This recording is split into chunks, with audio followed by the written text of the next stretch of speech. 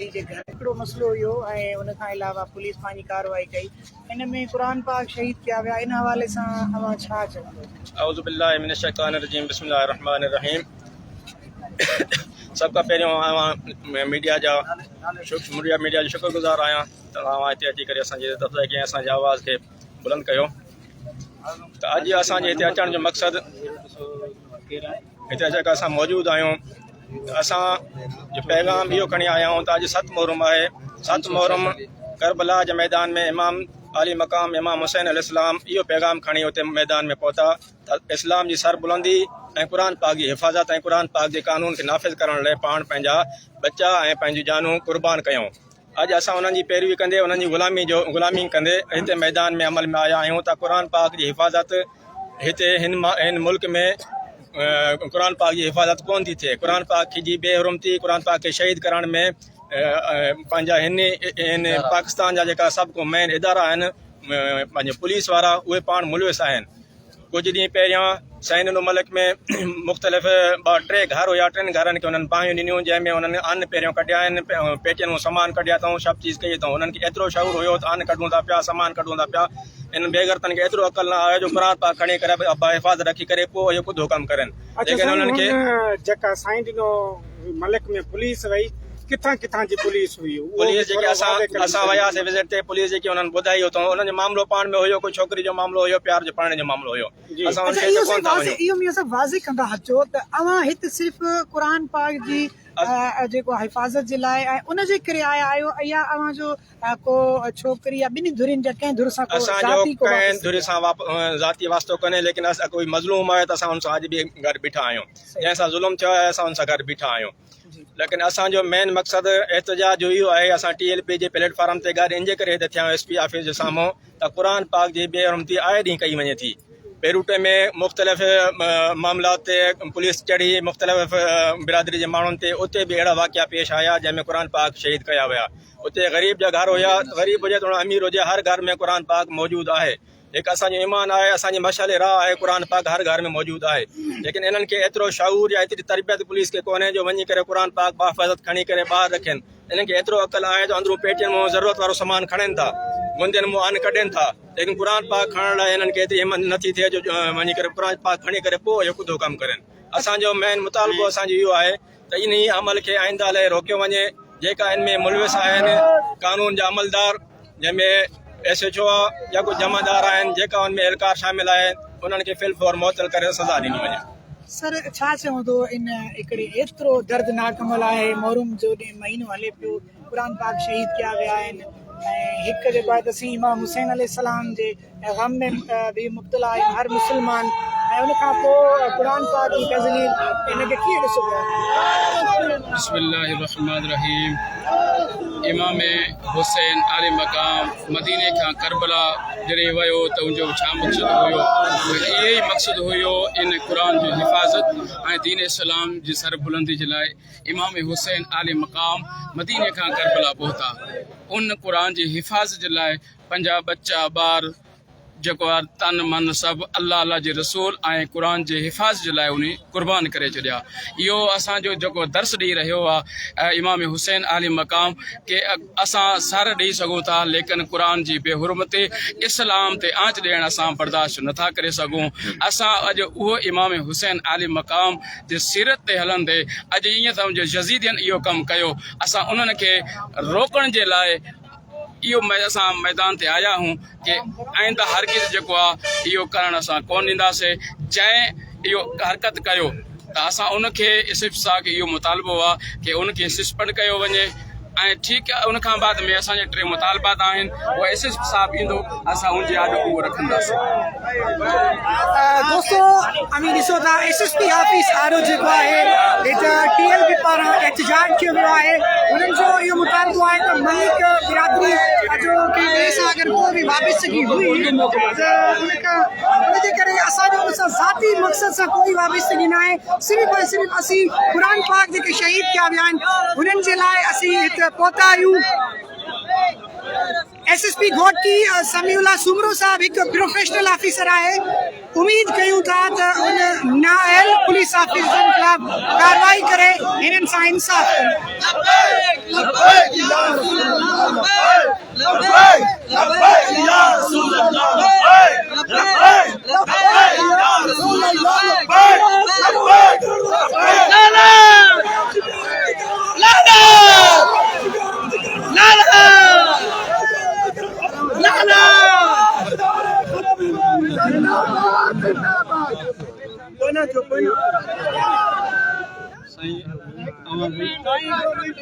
सफर करें बात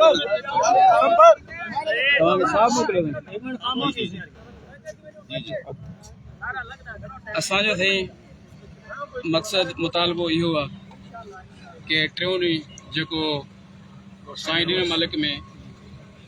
जेको मलाना ऐं मलिक बिरादरी जो मामलो हुयो जो प्यार जो करण जो, ठीकु आहे साईं। उन्हनि सां जेको असांजो कोई दख़ल अंदाज़ न आहे, जेको थियो छा थियो। अच्छा, उन खां बाद में पुलिस जॾहिं उन्हनि जे घरनि ते छापो हणी करे अन्न कढियो या सामान जो कुझु आहे, ठीकु आहे, उहो उन्हनि जो मामिलो। उनखे इहा ख़बर आहे हिते हे अन्न बि आहे, हिते सामान बि आहे, उहा सॼो खणी वई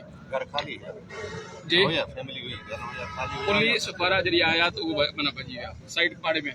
ठीकु आहे। ऐं उनखां बाद में उहो माना पुलिस बहा ॾेई आई। लेकिन इहो असांखे ख़बर आहे मुसलमाननि जा घर आहिनि। अगरचे पहिरियों ला में इहो न आहे की कंहिंजे घर खे बहा ॾियनि। अगरचे तव्हां वरी बि इहो कमु तव्हां कयो, तव्हां इहो आहे मुसलमाननि जो घर आहे, क़ुर पाक लाज़मी हूंदो, साम्हूं क़ुर पाक पिया हा, असां पाण ॾिसी आयासीं। लेकिन उहा क़ुर पाक खणी करे हिकु बाहिफ़ाज़त रखनि हा। अगरि काथे न त पंहिंजी गाॾी मोबाइल में रखनि हा त पोइ इहो कुतो अमल करनि हा त बि ॻाल्हि सम्झ अचे थी। असां ॿिनि मुल्कनि सां विढ़ूं था, अब तव्हां असांजे क़ुर पाक जी बेहुरमती कयो था, तव्हां हीअं कयो था। हाणे असांजे पंहिंजे मुल्क में पंहिंजे ज़िले में इहा पुलिस बार बार इहे चौथों मरतबो इहो जेको हरकत करे थी। असां इन जे लाइ मैदान में अॼु आया आहियूं त इहे बार बार आए रोज़ इहा असांजे ज़िले में छो थिए थी। क़ुर पाक जेको खणी बि आया आहिनि उहे डेहरकी में साईं साईं मालिक कुरान जा वारिस तहां भी आयो सब आयो अच्छा सब कलमो पढ़ियो ला इलाहा इल्लल्लाह मुहम्मद रसूलुल्लाह अशरफुल मखलूक आ तहां आयो साईं हिननि जो एहतजाज सब मुसलमान आयो जेकदा इहो नबी करीम सल्लल्लाहु अलैहि वसल्लम फरमायो त मां तहां के कुरान छॾी थो वञा याद उन्हनि खे चौथो मरतबो आहे साईं शरण में बेरूटा में कच्चे में थियो क़ुर पाक आया मीडिया कच्चे में भी थियो साईं और बेरूटा में थियो आयो भुटन जे मामले में उते आयो आहे जो घर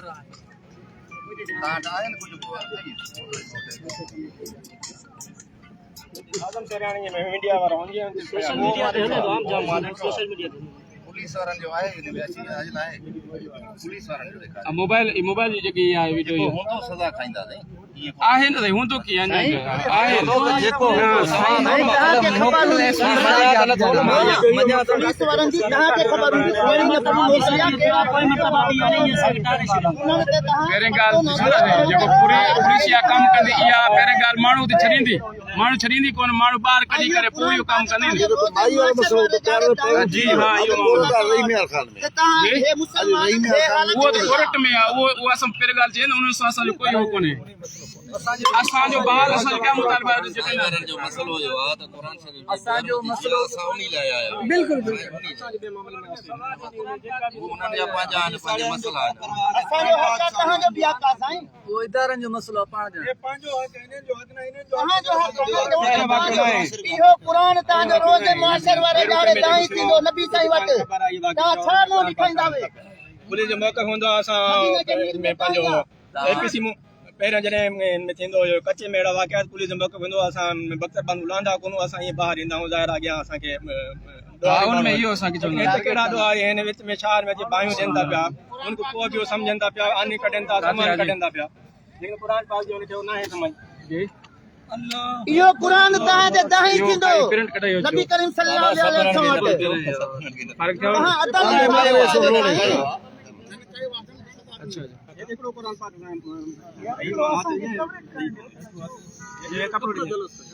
ये तो देखो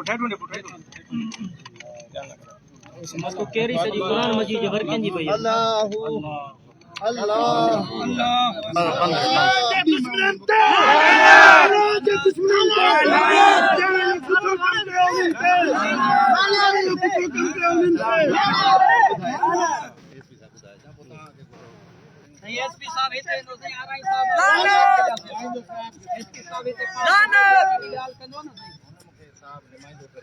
जी जी असांखे नुमाइंदे सां बि ॻाल्हाइणो आहे बाक़ी साहब हेसिते जेसीं ताईं न ईंदो असांजो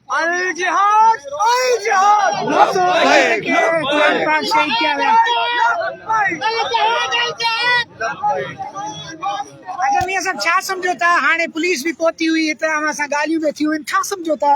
त छा एसएसपी घोटकी इन मामले ते नोटिस वठंदो असां एसएसपी घोटी मां पूरो में आहियूं छाकाणि क़ुरान पाक जो मामिलो कंहिं हिकु ज़ात जो कंहिं हिकु मुस्लमान जो मामिलो कोन्हे जंहिं क़ुरान पाक ते कलमो पढ़ियो आहे जंहिं ईमान आंदो आहे त उनजो ज़ाहिर क़ुरान पाक ते ईमान आहे असां एसपी साहब मां पूरो में आहियूं त उहो उन्हनि जेके सदे कम में मुलविस आहिनि एहलकार असां ईअं कोन था चऊं त पूरी ज़िले जी पुलिस मुलविस आहे जेका जंहिं पैसा वठी करे हुते कार्रवाई कई आहे जंहिं पैसा खाई करे रिश्वत वठी करे हुते कदो कमु कयो आहे हुते उन भाइयूं ॾिनियूं आहिनि उन ग़रीबनि जो नुक़सानु कयो आहे उनजो बि अज़ालो थियणु घुरिजे ऐं जेको क़ुरान पाक शहीद कयो आहे उनजो कोई अज़ालो कोन्हे लेकिन उनखे कम अज़ कम एतिरो असां ज़रूरु उन्हनि खे चवंदासीं उन्हनि खे तनबीह बि कई वञे उन्हनि खे सज़ायूं बि ॾिनी वञे उन्हनि खे मुअतल बि कयो वञे त अॻिते आईंदा जे लाइ इहो अमल किथे बि न थिए पहिरियां ॿुधा हुयासीं कचे में अहिड़ा वाक़िया थियनि पिया पुलिस जो मौक़िफ़ हूंदो हो त हे ॾोहारी आहिनि असां गाॾी में लहूं कोन था असां पोइ बाहि ॾियूं था पिया हिते कहिड़ा अची ॾोहारी बीठा आहिनि था पिया हिते कहिड़ा अची हिन में कोर्ट साइड हिन में एपीसीपी जा लांचार लॻा आहिनि दोस्तो इंतहाई दर्दनाक ही जेको मंज़र आहे मां तव्हांखे ॿुधाए नथो सघां हर ईमान रखंदड़ जेको शख़्स आहे उहो मां सम्झां थो त हिन ते ज़रूरु जेको आहे रोईंदो छो त ही उहा असांजे लाइ आला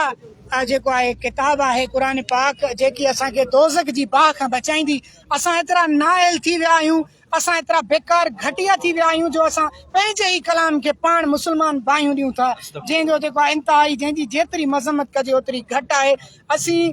एसएसपी घोटकी खां फिलफोर मुतालबो कंदासीं त नोटिस वठी करे जेके पुलिस एहलकार हिन ख़ुदि कम में मुलविस आहिनि उन्हनि खे सख़्त खां सख़्त सज़ा ॾिनी वञे उन्हनि खे मुअतल कयो वञे ऐं ही जेके मुस्लमान बीठा आहिनि मां हिननि जे जज़्बे खे बि सलाम पेश कंदुमि दरगाह या भरचुंडी शरीफ़ सां वाबस्तगी रखंदड़ मियां आबिद साहब आहिनि ऐं ॿिया मुस्लमान जेके बि आहिनि तहरीक लबैक जा बि आहिनि अर्ज़ु कंदुसि तमामु मुस्लमाननि खे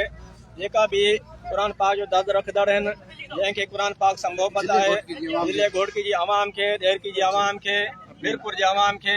उबाड़ जी अवाम खे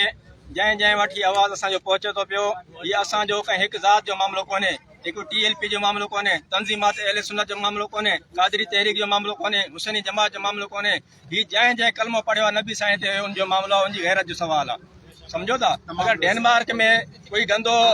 काफ़र उथी करे क़ुरान पाक जी बेहरमती करे थो पूरो पाकिस्तान उथे थो पियो अगरि राड़की में 65 साल पहिरियों कंहिं गैर मुस्लिम क़ुरान पाक जी बेहरमती कई उन कई या न कई हो जांच में साबित कोन थियो लेकिन पूरी डेरकी जवाब उथी पई त हिकु शइ उनखे मामले खे सज़ा ॾिनी वञे हीअ हिकु ताक़तवर तबिको आहे पुलिस जो तबिको ताक़तवर तबिको चयो वेंदो आहे अवाम जेकी आहे हमेशह पुलिस खां डिॼण वारी पॉलिसी में रही आहे अवाम कॾहिं बि पुलिस जे साम्हूं न आई आहे लेकिन असां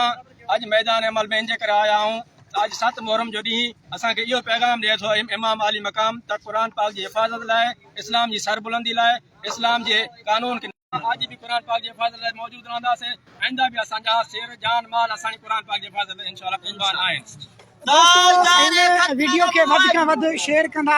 दोस्तों हिते जेके TLP ऐं दरगाह या भरचुंडी शरीफ़ सां वाबस्तगी रखंदड़ ऐं काफ़ी जेको आहे त वॾी तादाद में माण्हू हिते मौजूदु आहिनि जेके साईं जो मलिक में जेके माण्हू हुया जे उन्हनि जो पाण में मलाना बिरादरी जो पाण में को तकरार हुयो उन ते जेको आहे उन्हनि जो मसइलो हले पियो जंहिंमां पुलिस उन्हनि जे घर ते रेड करे करे उन्हनि जे घर खे ॿाहिरि ॾिनी पर क़ुरान पाक बि शहीद करे छॾिया हिननि जो सिर्फ़ु इहो हिकु ई मौक़िफ़ आहे त असांजो उन ॿिन्ही धुरियुनि सां का बि वास्तो न आहे हू पंहिंजो मसइलो पाण ॼाणनि असां सिर्फ़ु ऐं सिर्फ़ु पंहिंजे ईमान ऐं पंहिंजे क़ुरान पाक जी शहादत जे लाइ आया आहियूं त हिनखे छो शहीद कयो वियो ऐं हीअ जेके वाक़ियात आहिनि मुसलसल ज़िले घोटकी जे मुख़्तलिफ़ शहरनि में मुख़्तलिफ़ जॻहियुनि ते हीअ वाक़ियात थियनि पिया पुलिस खे घुर्जे त हिन ते नोटिस वठे असीं जेको आहे पुर उमेद आहियूं SSP घोटकी समीउल्लाह सूरो हिकु बहितरीन ऐं प्रोफेशनल ऑफिसर आहे इन में कोई शक ना आहे असांखे उम्मीद आहे त उन नाअहल पुलिस ऑफिसरनि ख़िलाफ़ बिल्कुलु कार्रवाई थींदी छो त जेसी ताईं असां सुञाणूं था SSP समीला सुमरो साहब हिकु पाण ईमानदार ऐं दर्द रखंदड़ माण्हू आहे मूंखे इहो यकीन आहे त इंशाअल्लाह उन पुलिस ऑफिसरनि ख़िलाफ़ बिल्कुलु कार्रवाई थींदी अॼु उहा कार्रवाई अवां ॾिसंदव इंशाअल्लाह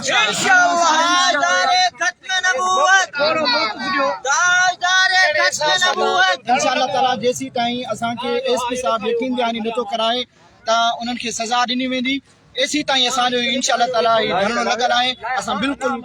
तयारी करे आया आहियूं ऐं इंशाअल्लाह ताला असां काइदीन जे हुकुम जे मुताबिक़ जेसी ताईं असांखे हुकुम ॿुधो ऐं जेसी ताईं हिननि खे सज़ा असां धरणो हणूं था असां वेठा रहंदासीं ठीकु आहे हिननि खे हिन एहतजाज खे नालो ॾिजे मर्द मुजाहिद जेके आहिनि हिन गर्मी में मुहर्रमुल हराम जी 7 ॾींहं ते ही निकिरी आया आहिनि ही जेको आहे त इमाम हुसैन अलैहिस्सलाम जा पैरोकार आहिनि यज़ीदियत जे ख़िलाफ़ हिते निकिरी आया आहिनि ही त एहतजाज कनि पिया हिननि जो हिकु ई मुतालबो आहे त क़ुर पाक शहीद कंदड़ जेके जवाबदार आहिनि जेके पुलिस एहलकार आहिनि उन्हनि ख़िलाफ़ सख़्त खां सख़्त कार्रवाई कई वञे उन्हनि खे मुअत्तल कयो वञे इंतहाई अफ़सोस जो मक़ाम आहे त ही जेको पंहिंजे ज़िले घोटकी जे अंदरि मुख़्तलिफ़ जेके वाक़ियात थियनि पिया मुख़्तलिफ़ जॻहियुनि ते पुलिस रेड करे थी ठीकु आहे कानूनी कार्रवाई पंहिंजी हू कनि पर जेकॾहिं हू जेको पंहिंजो क़ुर पाक या को इस्लामी कंहिं बि तबरुकात जी उनखे उन्हनि सुञाण न आहे त मां सम्झां थो हू मुस्लमान ई न आहिनि पर जेकॾहिं को मुस्लमान हूंदो त हू कॾहिं बि कुदी हरकत कॾहिं हिन मामले ते एक्शन वठंदो ऐं पुलिस बि हिन वक़्तु अची चुकी आहे जेको पहिरें बि DSP साहब आयो हुयो ॾिसो त हिननि जूं छा